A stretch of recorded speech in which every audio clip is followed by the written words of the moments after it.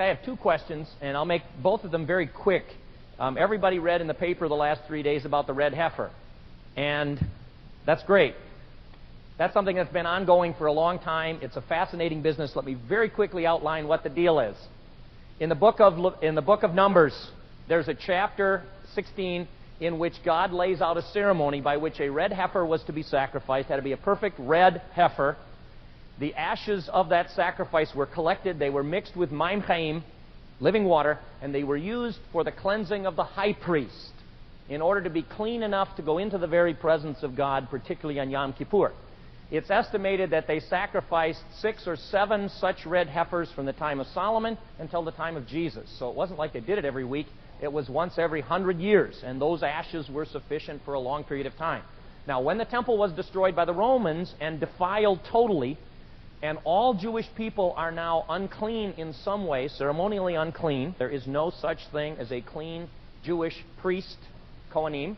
They need the ashes of the red heifer to be cleansed before they can go back into the temple. Now, the belief is among a very small group of Orthodox Jewish people, very small, very, very, very small, that when the perfect red heifer is born, that means the Messiah will be here any minute, because he can now take those ashes, cleanse the priesthood, and rebuild the temple on the Temple Mount. A tiny minority. You will not meet very many Orthodox Jews who believe that. Many Orthodox Jews believe that the ashes of the red heifer that were sacrificed in Jesus' time are still hidden somewhere. And when those are found, they'll be able to cleanse the temple. So now they have a perfect red heifer, supposedly, although he has 2 gray hairs, I understand, so that's raised a halakhic problem among the Jews because he's not perfect, at least according to one rabbi. But they've been breeding those cattle. This small group, the Temple Faithful they're called, have been breeding cattle up on Mount Carmel. You can see the farm when you go to Muhraka, where the Elijah event is remembered with the fire from heaven. You can see that farm. It's on the left-hand side. It's on the west side of the road. And supposedly now they have a heifer that was born that is perfect and red, and that is a signal to that small group that the Messiah will be here, which raises the tensions a notch around the temple, because this group has tried on a number of occasions to move toward rebuilding it.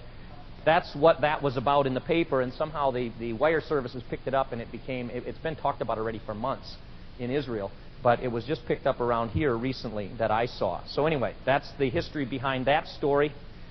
The other thing is, somebody asked me tonight, in fact I got 2 questions and they're related. One person asked me, did Jewish people in the Old Testament call God Father? The answer is absolutely, no question. But always our Father. When you say the Lord's Prayer in Hebrew, it's Avinu Shebashamayim, Yitkadesh Shimcha. Avinu, our Father, Shebashamayim, in heaven. And Avinu means our Father. Every Jewish person would refer to God, would be comfortable referring to God as our Father well before Jesus' time. To show you how important it is to understand remez. You remember remez? This idea that you can hint with a word or two at a passage from the Old Testament, Hebrew Bible, and that all of Jesus' audience who was knowledgeable would immediately know what you're talking about. There's a profound... The second question somebody asked me is, did Jesus know he was the Messiah from the beginning? When he was in the temple, I should start this way. There are 3 passages in the Old Testament in which God says, the Messiah will be my son, and he will call me Father. So the Jews believed in Jesus' time, based particularly on Psalm 2. Look it up, Psalm 2:7. The Jews believed when Messiah came, he would not say our Father, but my Father. And when Jesus was in the temple and his parents said to him, why are you here? Why didn't you tell us? Where have you been?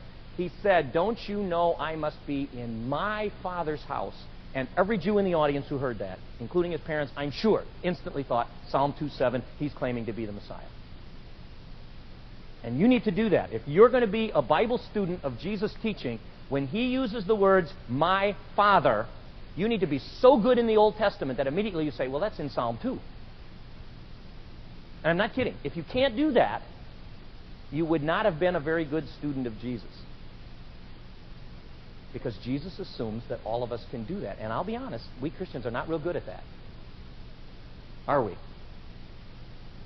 That's remez.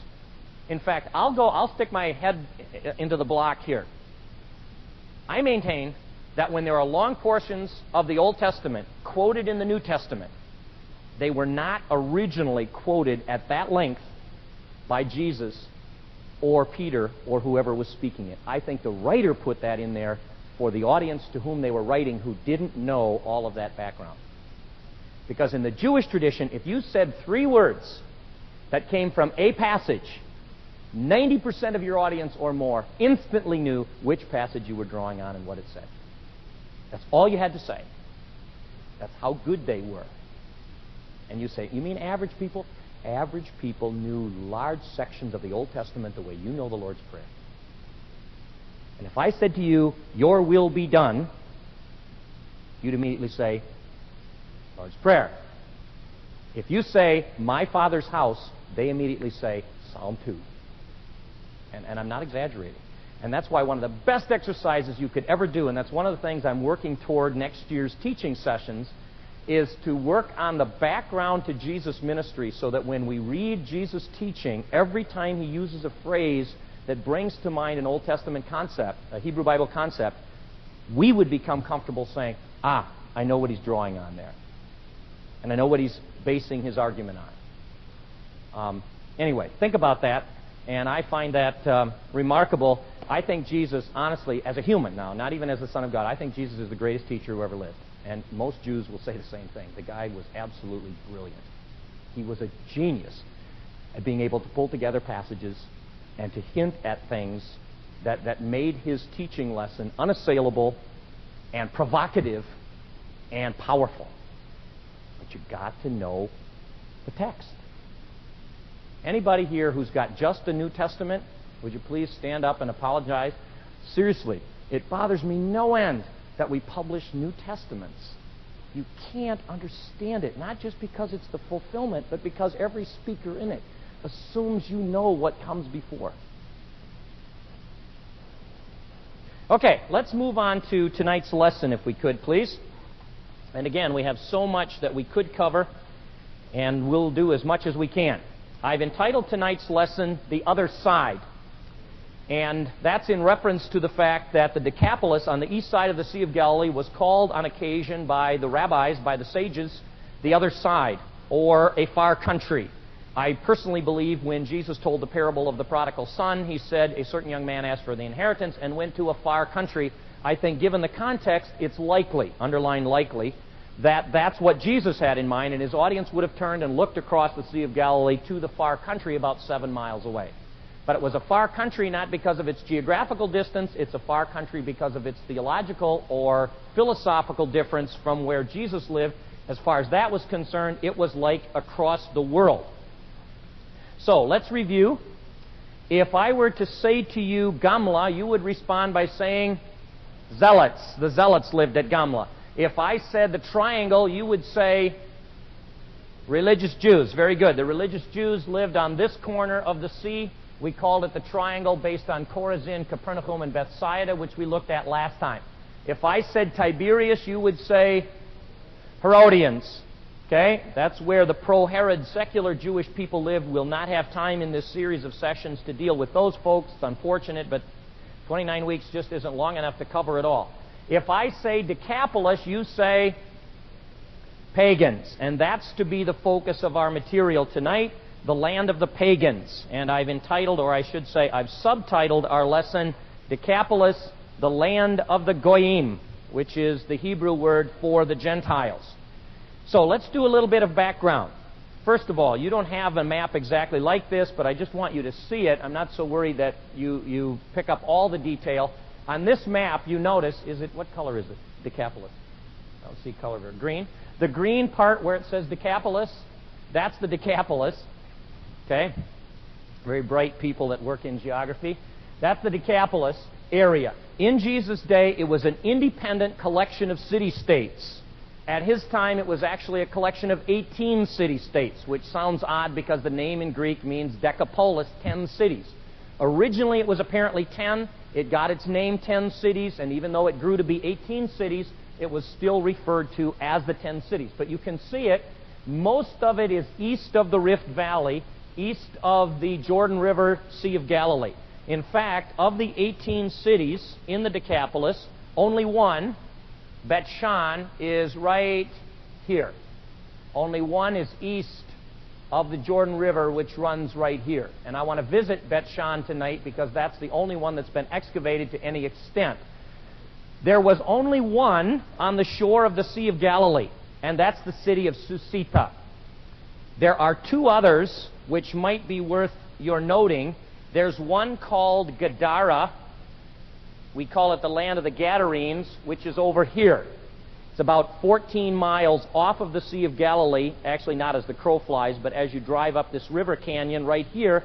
Apparently Gadara did have a harbor somewhere down by the Sea of Galilee connected to the town called Gadara. That was a Decapolis town, and it was called the area of the Gadarenes.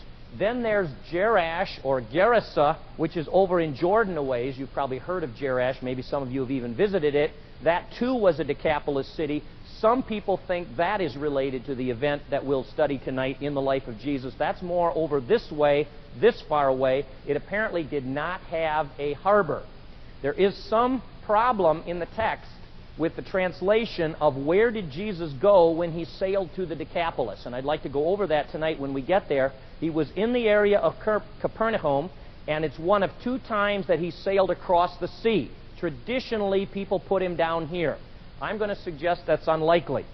I think it's much more likely that he sailed here, and that even though the city is not mentioned in the Bible, this city called Susita or Hippos, I think Jesus went to Susita or Hippos or near that, and I'll show you why. I do not think he went to Gadara for reasons that I'll try and share when we look at the slides. I do not think he went to Jerash or Gerasa for reasons that I will also share with you. I think the place Jesus went in the Decapolis was directly across to the east to the town called Susita and Hippos, even though the town of Susita and Hippos is not mentioned at all in the text.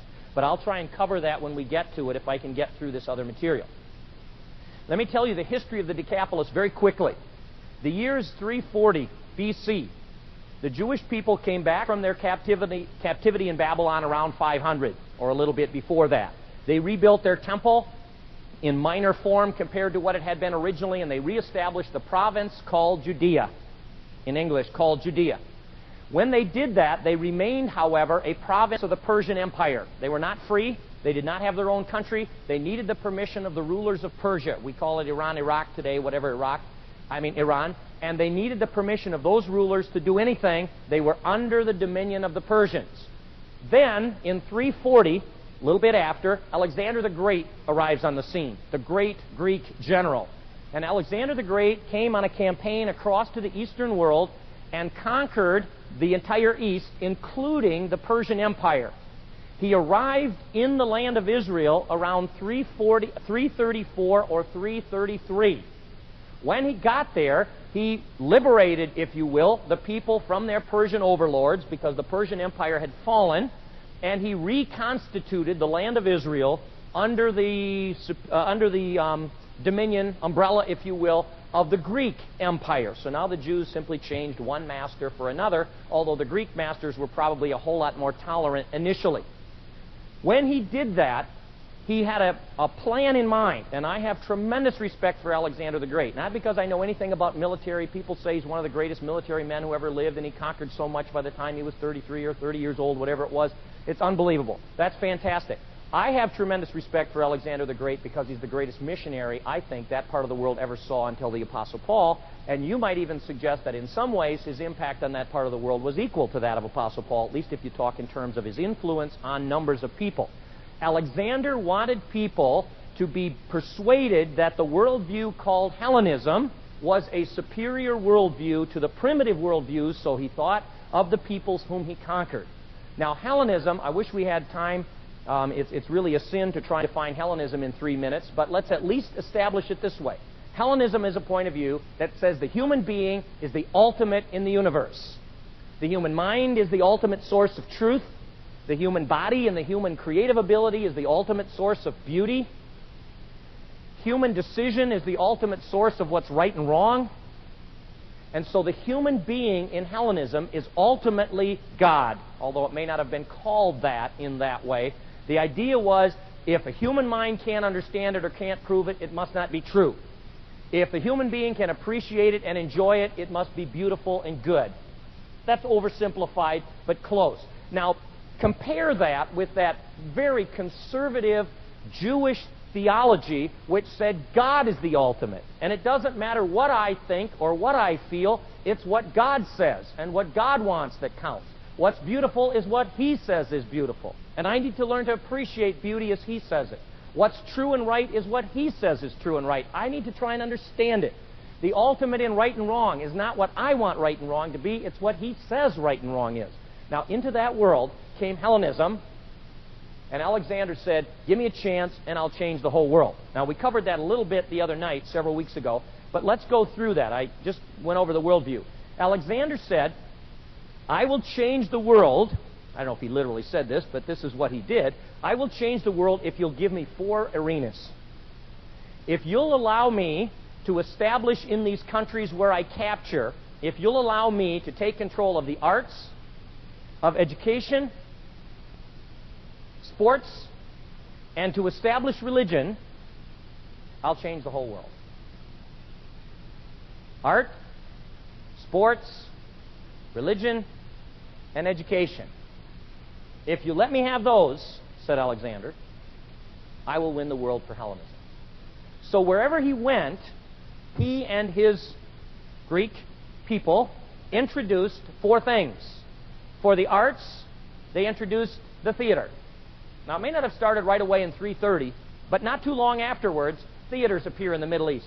Unheard of, unknown to these Jewish people for whom there were not to be images, for whom the theater was offensive and considered completely off limits.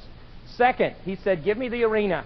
I'll put these games in there. Since the ultimate in beauty is the human being and human creative activity, if I can let these humans perform in the nude and can get the crowds come to appreciate what they're seeing, I'll change their worldview. I'll change what they think. I'll draw them out of their theism and into a Hellenistic approach. Education was called the gymnasium. Gymnasium was where you trained your mind and your body. We picked up the body part of it for gymnasium, although the Greek word gymnos, from which gymnasium comes, means nude, because the physical exercises in the gymnasium were done in the nude. If you've ever read The Source, that chapter called the gymnasium, I highly recommend that to everyone. It's a fantastic presentation by Michener in which he helps you to appreciate the huge struggle that there was in this Jewish community when suddenly the gymnasium came to town. And these other Jewish people are going to the synagogue to sit at the feet of their rabbis with all of these brilliant things the rabbis had to say and their parables and everything else, and their kids were all going to the gymnasium. The modern way to learn. What they soon realized is they weren't learning information, they were learning a worldview. And that the information wasn't the critical thing. They were learning to view the world differently. It's a profound chapter and very helpful to understand what the Decapolis meant. Last, they introduced the temples. And because of the nature of the Decapolis, the temples in the Decapolis happened to be some of the most, let me select the word here, perverted of the Greek gods. Not that there were some of their gods that were good, but the gods of the Decapolis were particularly perverted from the Jewish point of view for a particular reason, which I'll explain to you next. So Alexander introduced, or his people introduced, the theater, the arena, the gymnasium, and the temple, and those things existed primarily in the Decapolis. Later, and this would be worth your knowing too, I think, Herod took those same 4 things, took them out of the Decapolis or out of the Greek and Roman world, and introduced them in a broader way into the Jewish towns and villages. So all of a sudden the theater and the arena and the gymnasium show up in Jerusalem, and they show up in other religious Jewish towns or towns where religious Jewish people live. But in the time of Alexander, that was not the case. At least it doesn't appear to be the case. Those 4 things existed in the Greek towns. Now, what was the Decapolis? When Alexander had finished his conquest, he had all of these soldiers in his army. They had been with him for years, many of them. What was he to do with them? What he did is he gave to many of his soldiers a piece of property at the end of the campaign. And he would put a small colony of soldiers together in one place, give them a piece of property 50 times the size of the local people who lived in that area, and they would muster out of the army and settle down, and he planted churches. Except they weren't called churches, they were called little Greek city-states. And they all came with a very wonderful Hellenistic worldview. They came with Greek architecture, they came with Greek theology, they came with all the things that made Greeks Hellenistic, and they introduced those into the local culture because each little town had its own Hellenistic world. Now, the Decapolis contained 10 of those cities. Pella, Philadelphia, you know as Amman, Jordan, Jerash, Gerasa, Gadara, Susita, Scythopolis, called Bet-Shan in the Old Testament. Cities like that became little Greek towns where a very Hellenistic worldview was being lived out. Now, I think if I can do midrash for a minute, that's a powerful thing. Because what transformed the world of those people was not that Hellenistic Greeks went out and stood on the street corner and said, "Let me tell you about Hellenism. Change your ways." But they just lived it. And they were living it, and these Jewish kids in particular was a huge problem. These Jewish kids would leave their fishing villages and their synagogues and walk wide-eyed into these big Hellenistic cities with their glorious temples and statues and naked statues and baths where the mixed sexes were, and theaters where the latest plays were put on in honor of the gods. Some very good plays, some very bad plays from my point of view at least. And they would walk into these towns with their eyes just absolutely wow. Like happened to the Dutch young men in World War I when they left the little farming communities in the Midwest and went off to the big world to war and came back, and Synod in the CRC said, we can play cards and you can go to movies and everything else. Now I'm really preaching. But anyway, in my opinion, not that that's wrong, but that's what started that whole thing too. Well, that was what was happening to those Jewish kids. One more factor we need to introduce before we move on, and that is that the Decapolis was very prosperous for quite a while, but then over the Seleucid-Ptolemy conflict, I don't know if you remember that at the time of the Maccabees. Nod, thank you. The Decapolis went downhill because the Maccabees were successful. They drove out the power of the Seleucid Greeks. Now, the Decapolis remained the Decapolis. It did come under the control of the Maccabees. They pretty well left it alone, but it didn't have the support of an empire anymore. So it dwindled. It dwindled in size, it dwindled in influence, it dwindled in glory. Then Pompey, around 65 BC, the Roman emperor arrived on the scene and took the whole area under the Roman umbrella. Well, Pompey was a Hellenist to the core as well.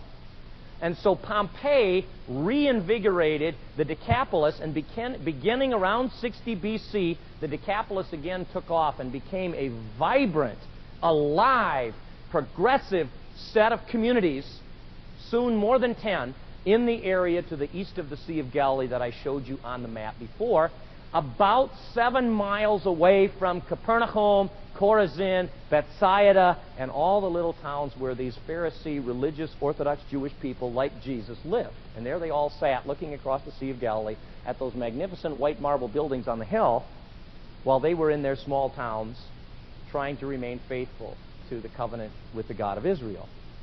And the clash of worldviews was enormous. I feel so inadequate for this tonight because what I wanted to happen is everybody to be sitting there saying, that's the same clash of worldviews we're in the middle of. It's the same world we live in. There's absolutely no difference. And the battle is being fought in the arts, in education, in sports, and in the arena of religion. It's really no different. It's the world we're in.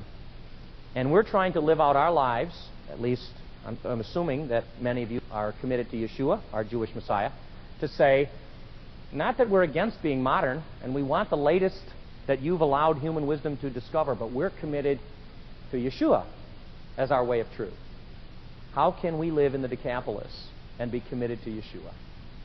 And we can run from the Decapolis, we can become the Decapolis, or we can maybe take the third alternative, which I would like to suggest, and that is we can make a difference in the Decapolis. But in my opinion, we live in the Decapolis in America. We call it humanism, but it's Hellenism. It's really very little difference. Now, what did those rabbis do? They're 7 miles away. What do you do? Well, they did about all the same things Christians here do. Some formed little groups and said, we're not going to cross the street to go over there. Don't even look in that direction. Some tried to incorporate Decapolis ideas into their theology. People like Philo, the Jewish man in Egypt, tried to adapt Hellenism.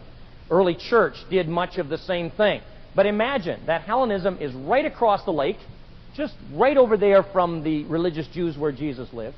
Not only that, but in Jesus' time, stationed near Susita is a Roman legion, which is really bizarre because the the Romans were the most Hellenistic of Jesus' world, and there they lived right across the sea. What's really ironic, by the way, is that it was the 12th Legion, and the 12th Legion had on their standard, you know, every Roman legion had a standard with a picture of something on it, and the standard of that legion was the boar's head, which fit the Jewish concept very well because the pig was considered an unclean animal, and here you had those unclean Hellenists over there, and what do they carry around but a big picture with a pig on it? And it must have fit Midrash very well because that's exactly what the Jewish rabbis thought. So they began to do Midrash. They began to say, why is that there? How do we explain the presence so close to where God's people live of such paganness? Well, based on two passages, one passage actually in the Old Testament, and I want to show you there's a second passage in the New Testament. In Joshua 3:10, the rabbis came up with a teaching. Now, I'm not convinced that they really believed that this was true, but it was a midrash. It was a lesson they were drawing. They looked at Joshua 3:10, where Joshua is speaking to the Israelites, and he says this, "This is how you will know that the living God is among you, and he will certainly drive out before you the Canaanites, the Hittites, the Hivites, the Perizzites, the Girgashites, the Amorites, and the Jebusites." Now, it just happens that there are 7 of them. So the rabbis said, you know, those 7 were extremely pagan. God had told Abraham back in Genesis chapter 15 that when their iniquity was full, those nations were to be expelled completely. Now, that word is important. Expelled. We say in English, driven out. But the Hebrew literally means expelled. They are to be expelled. So when it came time for Joshua to do the expelling, the rabbis said, where did he expel them to? Where do they go? Well, they turned and looked across the lake and said, I know. There. They are the continuation, they said, of the Old Testament, they didn't say Old Testament, of the peoples who lived in the Promised Land before we got here. Now, I don't think they honestly thought that the bloodlines were there. I think it's much more likely among the rabbis they said, look, when Joshua expelled them, he expelled their theology out of the land, but their theology lives on over there. So in effect, that's where they went. So much so that there are several rabbinic references to the land over there. Let's say that's the Decapolis. That's called, I should do it to the east. That's called the Decapolis. That's called the land of the 7. 7 what? 7 pagan nations mentioned in Joshua 3:10. And that's how they explain the paganness. Now, I'm frustrated already because I can see my time is going to be way too short tonight. There were several things about the Decapolis people that supported their point of view. First of all, the Greek temples that were there to gods like Dionysius, the god of orgy, Tish, the god of good luck, Pan, the shepherd fertility god, were worshipped by sacrifice, much as the Jewish god was worshipped by sacrifice, but the sacrifice was a pig. The Canaanites also prized the pig, not only for eating, but they prized the pig as a sacrificial animal. In archaeological excavations, they often in Canaanite sites find a higher percentage of pig bones than they find of sheep bones, because the Canaanites ate pork and sacrificed pigs. So the Jews looked over there at the Decapolis and they said, look at that. That's got to be where that worldview went. That's got to be where those 7 went, because they too are considering the pig to be their sacred animal. Now, the rabbis went even one step further, and this is not as clearly attested, but, I was going to tell you, in Acts 13, verse 19, in the New Testament, there's a reference also to those 7 pagan nations, which I think supports the idea that this was a widespread idea. Listen, it's Paul preaching. Paul's, of course, rabbinic. He's a Jewish Pharisee. He said, men of Israel, and you Gentiles, listen. The God of Israel, I'm in verse 16 of Acts 13, the God of Israel chose our fathers, and he led them out of Egypt. And then he overthrew the 7 nations of Canaan and gave their land to his people as an inheritance. And that number 7 nations again, even though several passages in the Old Testament list more than 7, 7 because of Joshua 3:10 had become the number that represented those 7 pagan nations. Now, the rabbis went one step further. In Jesus' day, there was a widespread belief that grew during the Babylonian captivity that the devil was a very real personality, and that he had with him hordes of demons, fallen angels, whose job it was to go out into the world and undermine God's people and God's kingdom. Now you say, wasn't that always true? Yes, but it was only in Babylon where that theology developed. And that had become very widespread in Jesus' day, much more so than I had ever imagined.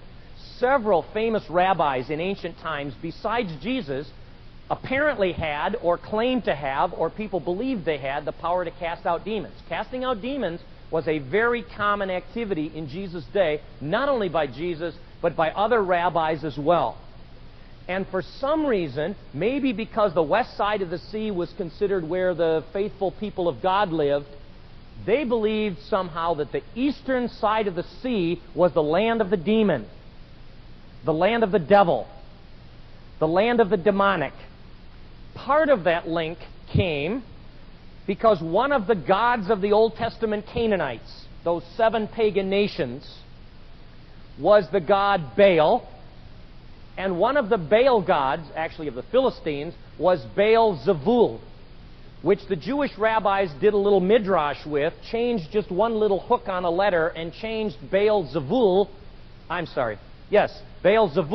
to Baal-Zevuv. Zevul to Zevuv. Baal-Zebul means Prince Baal. Baal-Zevuv means Lord of the flies. Baal of the flies, the maggots. Instead of Prince Baal, Baal of the Baals, this is Baal of the maggots. In other words, a nothing. So they made fun of him. But that word Baal-Zevuv became known to you as Beelzebub. And Beelzebub became a synonym for the devil himself. Jesus uses it. Now follow that with me.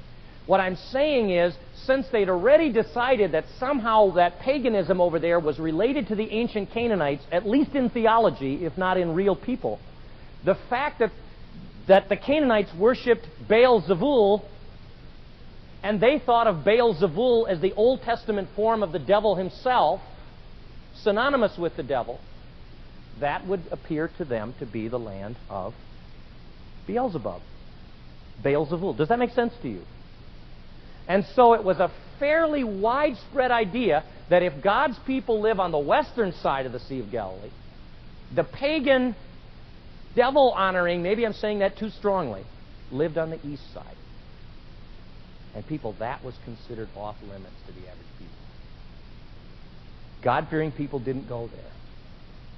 If you read Echoes of His Presence, I picked up on a little bit of some of that ancient stuff that I've read, and there was a Jewish man in there who sails across to be involved in the wheat trade because wheat was on the Golan Heights, and he would bring wheat because most Jewish people wouldn't sail there to get wheat. And he did, under certain reasons, and you can read that if you're interested. But that's an attempt to say those people, religious Jewish people, didn't even want to go there. So, let me summarize what I've said. On the west side where Jesus lived, were very religious people, a lot like Jesus. Many comfortable with what he taught. Some followed him. Other rabbis very much like him, at least in method, if not in theology. On this side was a totally Hellenistic, humanistic world, pagan in every way, right down to the core, that to them was the home of the devil himself, if not really, at least in concept. Now that sets the stage to appreciate the event that I'd like to look at. Now, I've got one more thing I need to tell you. In fact, why don't we do this? In the interest of time, turn to the passage that I'm going to work with. It's Mark 5. And here's one example, and you could look at the parallel passages if you would like to, from Matthew 8 and Luke 8. I asked you to read those for tonight, so you may have already done that. But I'm going to work with Mark tonight. This is one of those times when I wish there weren't chapter marks. And you'll see why. If you look at the last section in your Bible, in chapter 4, what's the heading? Jesus stills the storm. Now, if, knowing what you know, or at least if I'm right, knowing what you know, Jesus said to the disciples, look at verse 35 of chapter 4. When evening came, he said to his disciples, evening no less, it was getting dark, let's go to the other side. Now, you're at Talmud. What are your thoughts? What? I mean, you wouldn't go there in broad daylight. I wouldn't be seen over there. Maybe you'd go on the internet to check it out, but you wouldn't go over there because somebody might see you over there in the Decapolis. And I'm not exaggerating. You didn't want to be seen over there. That's pagan country. That's evil. The devil himself lives over there. And Jesus said, let's go to the other side. Maybe he only meant, let's just go across the sea. I'm not so sure, but I think they at least caught on. Now, what did they think the sea was? The abyss. We talked about that. So now they sail out onto the abyss in the middle of the night. These are people who are not crazy about water. They're out on the abyss. What would you expect to happen? The storm, of course, because the storm was the weapon of Baal. He was the lightning and thunder god. So what happens? Sure enough, I can see every one of those 12 disciples. If they're anything like me, and at least a few of you, they get out of the lake and the wind comes up and you can see them in the back shaking their head going, I told him, I knew if we did this that was going to happen. I knew it. I knew it. And of course, Jesus stilled the storm. Then we come to chapter 5. They land, and it says they went across the lake to the region of the Gerasenes. Now look at, there's a footnote there. Look down at your footnote. It says, some manuscripts, Gadarenes, other manuscripts, Gergesenes.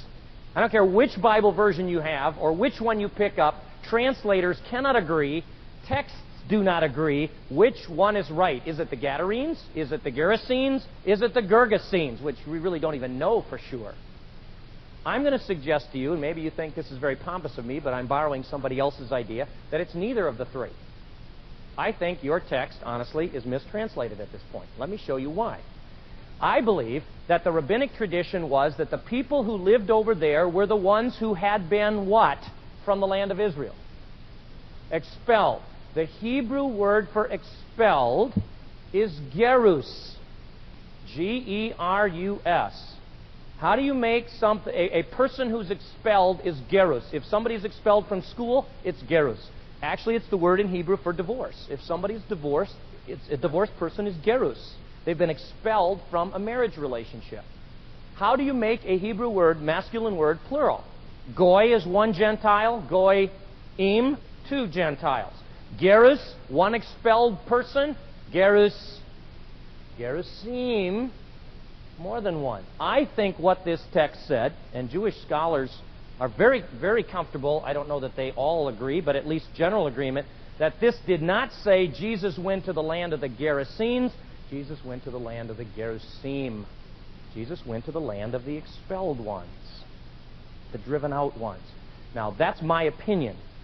And the fact that there are all these footnotes tell you that translators aren't 100% sure what it's supposed to be. So at least give me the possibility of saying, I don't know about that, but I'll at least think about maybe RVL's got something there. I think the reference here puts Jesus in the context not only of the Decapolis, we know that for sure, but it's not an attempt to put it in Gadara, which is 14 miles from the Sea of Galilee, or to put it in Gerasa, which is twice that from Sea of Galilee, or Gergesa, which is 3 times as far from the Sea of Galilee. How do you have a herd of pigs at Gerasa, 40 miles from the Sea of Galilee? That's quite a run for a herd of pigs. Well, you say maybe they took the herd. Have you ever herded pigs for 12 miles to bring them to pasture? Pigs don't exactly herd like sheep.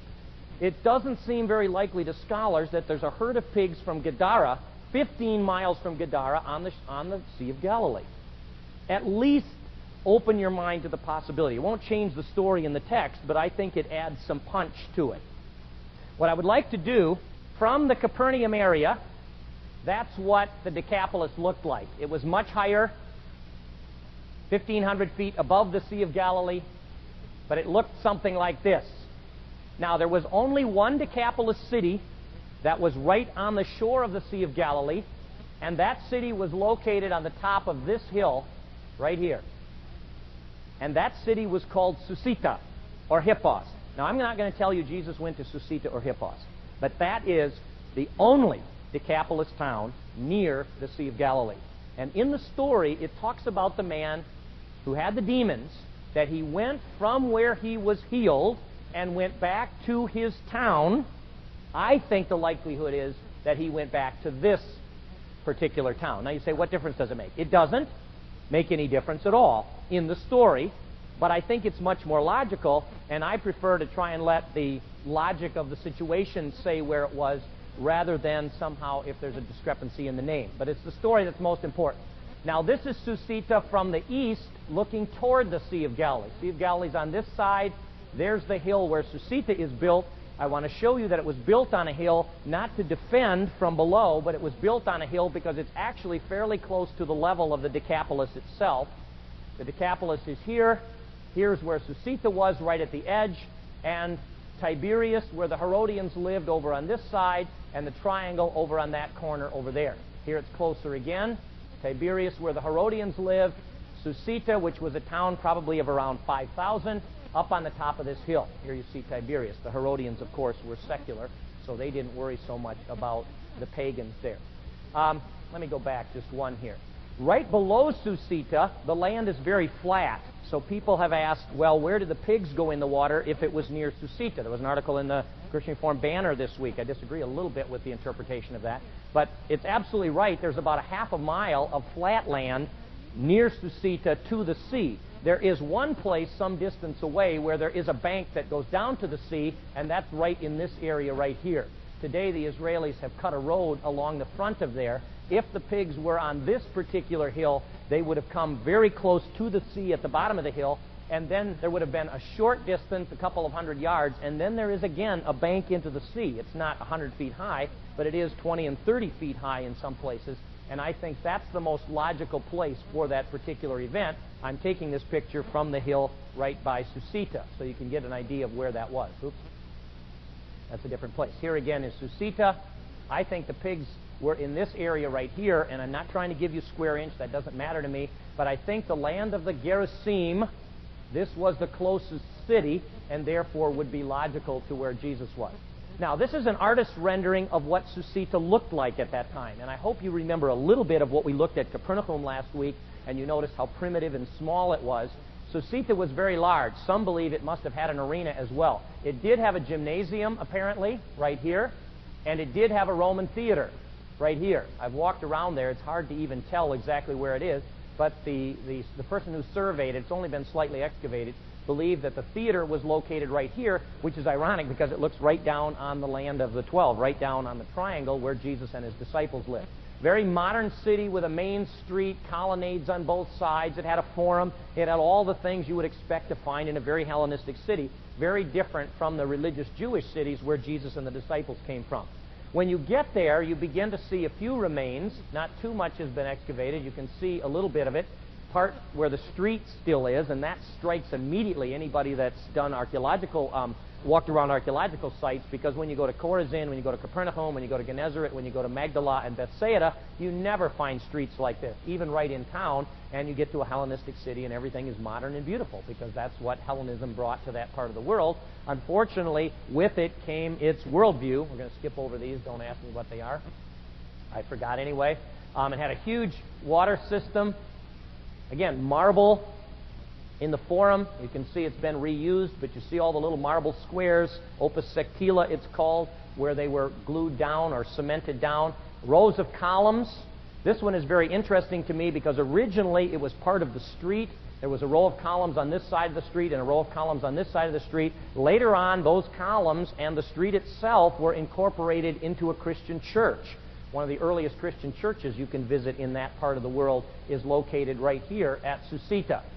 Here it is from above. You can see again where the street ran originally, and then the row of columns here would have been another row here, and that was incorporated into a large basilica-designed cathedral around 4th or 5th century A.D., sometime after Jesus, and you can see the distance across to the Sea of Galilee.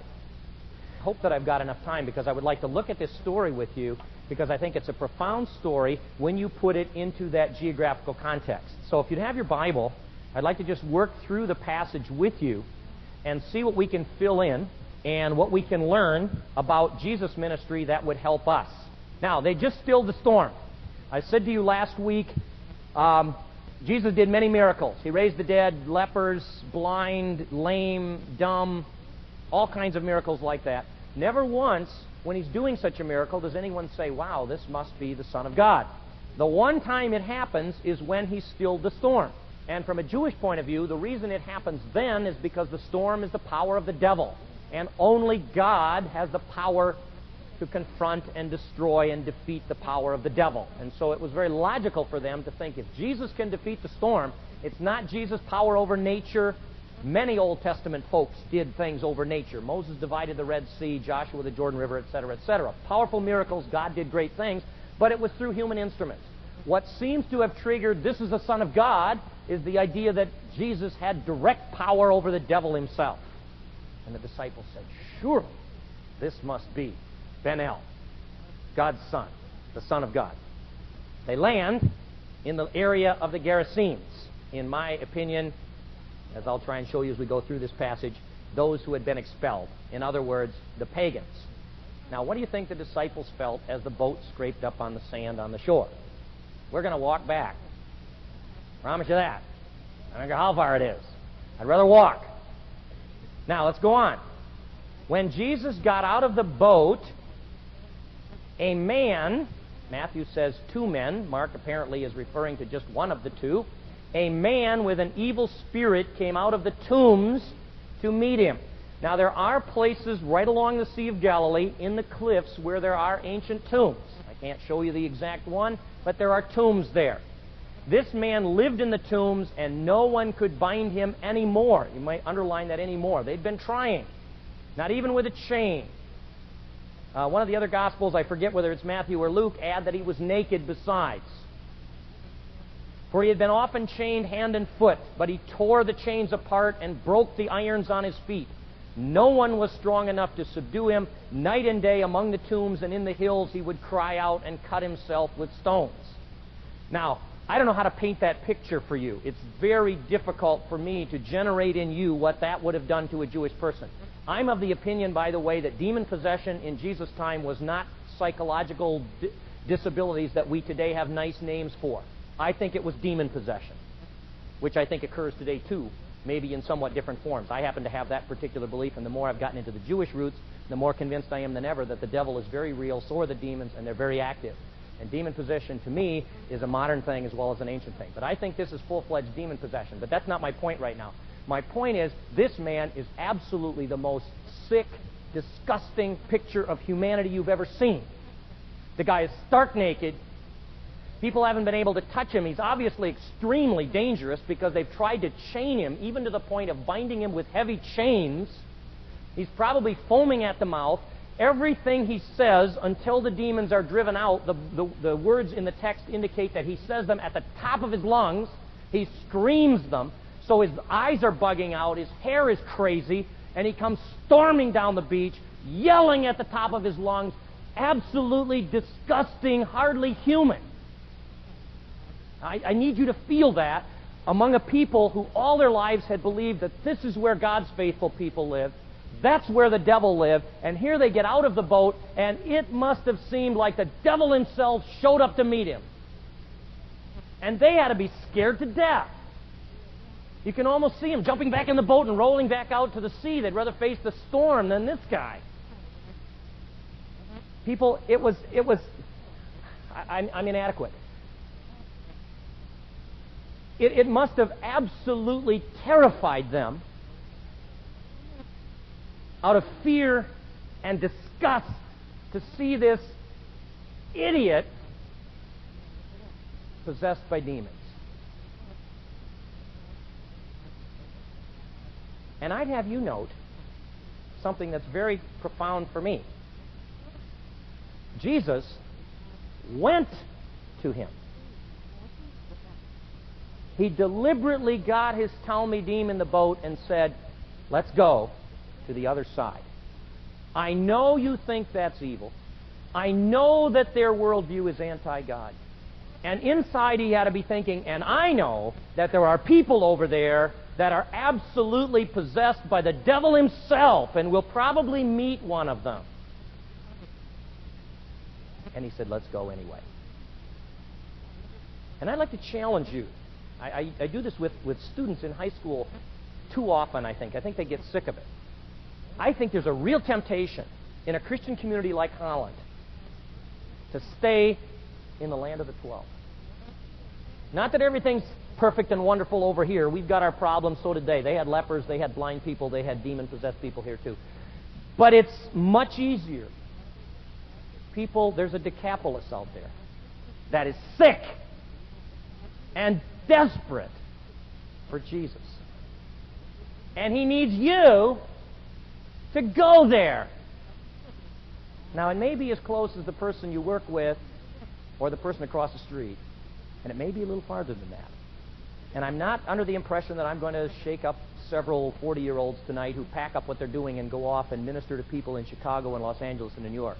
But I taught school in New Jersey for many years, and my students saw the Decapolis. I had a young man, Joe Nathan Kiles, one of the people that's had a real impact in my life, before he came to school every morning, swept the crack vials off the street in front of his house. This is a 16-year-old high school kid. Committed to Jesus with a passion I never saw, and his whole mission in life. I saw that kid at 18 years old stand in front of a student assembly with several hundred high school kids, tears running down his face because the AIDS baby that he was taking care of for his Christian service project had died. And that kid had the guts to sail across and to face the Decapolis. And we need Christian men and women and Christian young men and women who have the guts to say, that's the world that needs Jesus Christ. And we need to go there, even if we're scared to death. And if there's some high school, college people here tonight or younger, if God is talking to you, people, we need to go to the Decapolis. And that's where Jesus took his disciples. Let's see. When the man saw Jesus from a distance, he ran. I looked up that word, and it's got the connotations of he set the world record. I don't know that the disciples liked that a whole lot. But then he fell on his knees in front of him, and he screamed, "What do you want with me? Jesus, Son of Most High God, swear to God you won't torture me." For Jesus had been saying to him, "Come out of this man, you demon spirit." Then Jesus said, "What's your name?" I haven't got time. That's so Jewish. It isn't, are you Tom or Laura or Bill? Your name describes you. What are you? My name, he said, is Legion. You find that? That hits me right. Who lived up on the hill? Roman legion. What's their symbol? Boar's head. Another argument that it's near Susita because that's where the legion is. I wonder if there are any Roman soldiers listening. And he begged Jesus again and again not to send them out of the area. A large herd of pigs was feeding on the nearby hillside. The demons begged Jesus, "Send us among the pigs. Allow us to go into them." Would that have made sense to the disciples who were listening? Oh, totally. People, that was exactly what they would have expected. The pig is the animal associated with the Canaanite religion, the Hellenistic Greek religions, which they attributed to the demonic anyway. The pig was an evil animal in their minds, or at least a picture of evil. And when the demons said, "Let us go into the pigs," you can see all those disciples saying, "Yeah, it's good. It's where they belong. It's good." It's almost like the demons understand this. I had a Jewish teacher who said if there had been a flock of sheep on the hillside and the demons would have said, "Can we go into the sheep?" Jesus said, "Well, who do you think you're trying to kill? They're not going to send you in any sheep. Those are God's animals." Now, that's his midrash, but it helps to illustrate the idea that the pigs were logical. He gave them permission. I think the demons thought, "We'll be safe there." The evil spirits came out and went into the pigs. The herd, about 2,000 in number, rushed down the steep bank into the lake and drowned. Now, the only place along the sea where the bank is steep enough to the shore to rush down the bank is about 1/2 to 3/4 of a mile north of Susita, and it runs a distance of about 1.5 miles. And it's not 1,000 feet. But it comes down from the Decapolis, today the Golan Heights, very steep, then it's fairly flat, and then there's a bank again down to the shore. And I think that event has to happen in that distance, about a mile. I don't think those pigs had to run a half a mile across open territory where they would have been south or north. I think that's where the steep bank's the only place that the Sea of Galilee doesn't just have a shore. But that doesn't matter to you anyway. It's just where I have it in my mind. They drowned. Just a thought. One of the things that I had to relearn, for me at least, and probably my mistake, I always thought that the devil lived in hell. That's somehow my idea. I thought if I went to hell today, there would be the devil and his demons. That's not what the Bible teaches. Hell is being prepared for the devil at the end of time. And he'll be thrown into the lake of fire when the judgment happens. These demons, as one of my Jewish teachers said, went to hell early.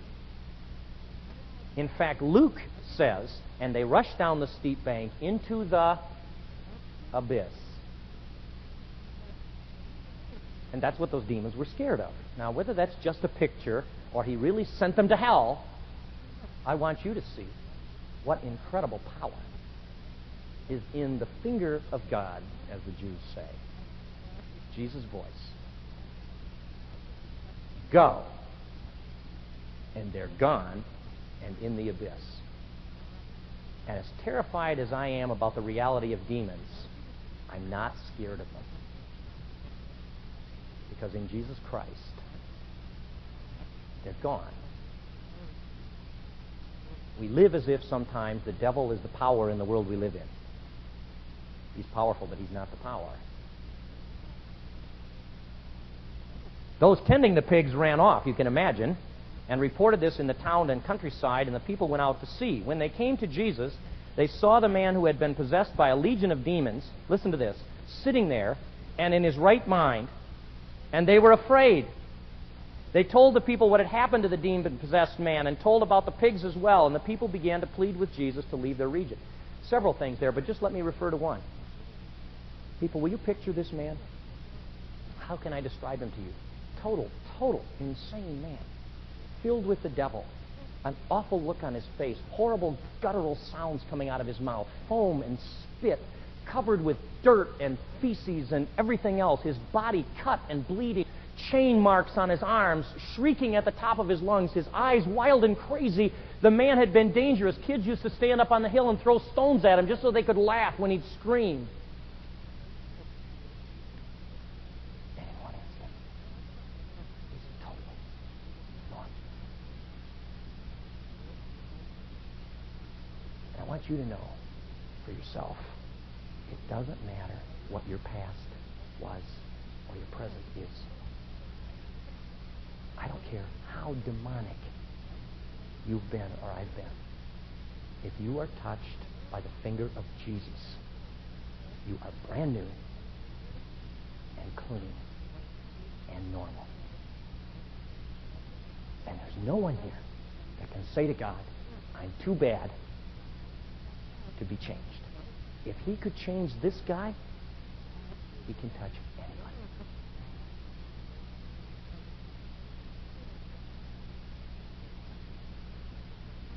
As Jesus was getting into the boat, the man who had been demon-possessed, this is one of my favorite passages in the whole New Testament. Maybe, well, I won't say the, but close. The demon-possessed man begged to go with him. Can you see the man? He's having the first good day in years. And he is in love with this Rabbi Messiah, whom he's recognized as the Son of God. Please, Jesus, I want to go with you. Now, honestly, you know the story because you read it ahead of time. What would you predict Jesus would have said? Come on, move over, Peter. I don't care if you're crowded back there. Get him a cushion. He's going to sit in the middle and he's not going to have to row. He's had a tough time. He's a new disciple. Welcome. There's 13 of us now. Wouldn't you have predicted that? I want Jesus to say that. Listen to what he says. Jesus did not let him. In fact, the Greek is strong. Jesus forbade him and said, go home. to your family, and tell them how much the Lord has done for you and how He has had mercy on you. Now, I've got two thoughts. Can you imagine a more difficult mission than Jesus just gave him? This was the village idiot for years. This was the guy that everybody thought was crazy, devil-possessed. This is the guy that lived in the tombs and was naked. Everybody had seen him and laughed at him, and he was the butt of every joke in town. And not only that, but where does he come from? He's from the Decapolis. These are pagans who don't know anything about God. And Jesus said, you go back and you tell them. Can you see that guy? I love to make people, I want to always walk uphill, but people get sick of walking uphill in Israel, so we walk downhill in this one. But can you see this guy running up the hill to Susita? It's about 1,500 feet up. All out of breath. Running down Main Street in that town, grabbing the first person who he can find who's trying to get away. What's the deal with this guy? Let me tell you what happened to me. I met Jesus. And my thought is this. If I had been in Jesus' shoes, sandals, I would have said, son, that's pretty amazing you want to go along. Tell you what, you enroll at Hope College, get 4 years of liberal arts, and then pick a good seminary. Western be a good start. And when you have your degree, I'm going to make you one of my first missionaries. Jesus took a man, people, that 10 minutes earlier had been a total disaster. And he simply said, go home and tell them what God has done for you. We don't know how to do that in our churches. We put ministers up here who are wonderful people, who do all the talking. And praise God for their teaching. People, we need to hear from each other. What has God done for you? I need to know that. Your kids need to hear that. You need to hear that from your kids. Every church ought to have a forum. Maybe you don't like it in worship, that's your business. Every church ought to have a forum where people stand up and say, let me tell you my story, because Jesus changed me. I want you to have the courage to face the devil this week. Will you find somebody and tell them what Jesus has done for you? Now, that it presupposes one thing, that you've got a story. And I worry sometimes whether we've got a story or not. And if you don't, honestly, people, this is not an evangelistic meeting, but it's an evangelistic meeting. You need to meet Jesus. You need to meet Jesus. And then you need to tell your story.